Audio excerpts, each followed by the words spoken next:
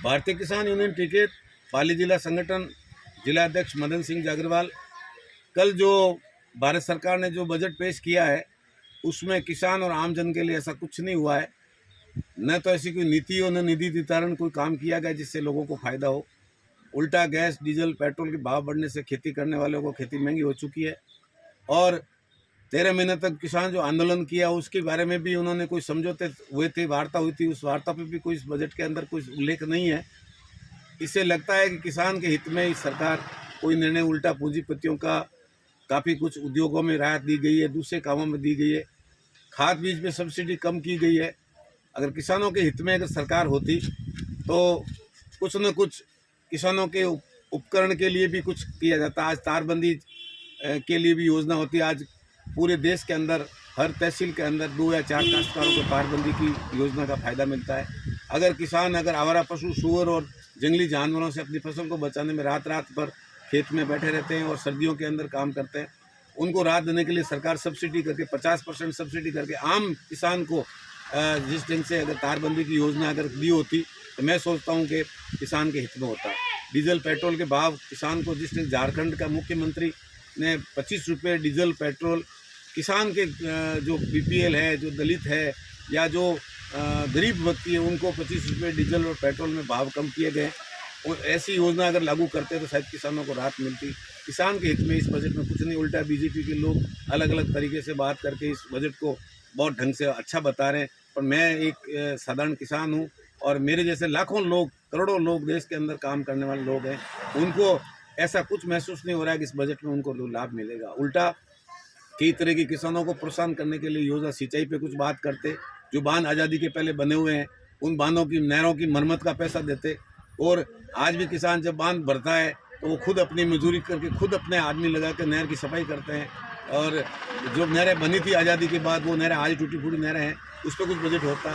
धोरापाली पिछली UPA government ने खेत का पानी खेत में किसान को एक लाभांकन योजना दी गई थी, उस योजना को भी उन्होंने बंद कर दिया गया। वाटर साइड के काम बंद हो चुके हैं। अगर वो उस पानी को भी, जो बरसात का पानी होता है, उसको रोक कर भी खेत में अगर किसान इस फसल को लेता है तो मैं सोचता हूँ ऐसी योजना लाभकारी होती है। लेकिन जब भी यूपी गवर्नमेंट गई है और भारत में एनडीए गवर्नमेंट आई है तब से इस योजना को बंद कर दिया गया। तो इस मोटे तौर से इस बजट के अंदर किसी प्रकार से किसान हित में आम जन इससे प्रभावित हुआ, उल्टा महंगी बढ़ा हुआ है। किसान अनाज पैदा करता है और वो बाजार में उस पौने दौने भाव में बेचता है, फिर वो बाद में 2 रुपये किलो अनाज की लाइन में खड़ा रहता है। आज भी किसान अच्छा धान पैदा करके अपनी ज़रूरतें पूरी करने के लिए बाजार में बेच देता है और फिर वो अपनी राशन की खाद्य सुरक्षा से जुड़कर 2 रुपये किलो अनाज खाता है। ये किसान की दयनीय स्थिति है। जो प्रधानमंत्री सम्मान निधि योजना में ओम बिरला जी, जो लोकसभा के स्पीकर, उन्होंने कहा था कि मैं किसान निधि, सम्मान निधि के अंदर दुगने पैसे करने की बात रखी, उस पर भी कुछ गौर नहीं किया गया। उस पर अगर करते तो लोगों को 6,000 की जगह 12,000 रुपये मिलते तो कुछ किसान को फ़ायदा मिलता।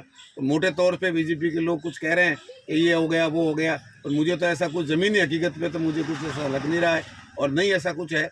और अब देखते हैं अगली राजस्थान सरकार क्या किसान के हित में करती है।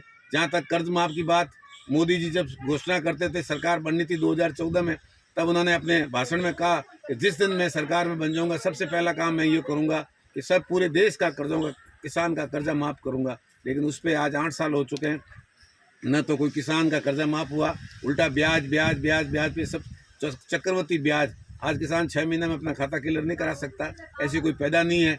और आज खेतों के अंदर रोजड़ों से, जंगली सूरों से किसान खेती बचा रहा है।